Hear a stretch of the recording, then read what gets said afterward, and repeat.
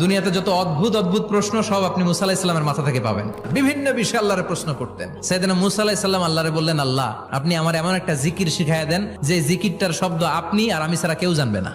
দিনে রাতে সব সময় এই জিকির আমি করব, আপনারে ডাকবো, কিন্তু শর্ত হলো এই জিকিরটা জানবে শুধু আপনি আর জানবো শুধু আমি। আল্লাহ বললেন, মুসা পড়ো লা ইলাহা ইল্লাল্লাহ। মুসা আলাইহিস সালাম কয়, মাবুদ এটা তো জাতীয় জিকির, সবাই জানে। আমি তো চাইছি এক্সেলেন্ট একটা জিকির, কারো কাছে নাই, শুধু আমি জানবো আর আমি পড়বো।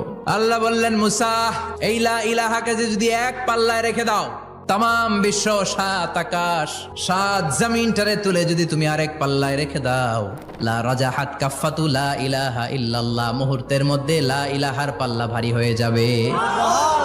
ও মুসা, তুমি যতই এক্সক্লুসিভ জিকির চাও, লা ইলাহার চেয়ে দামি জিকির আমার কাছে নাই।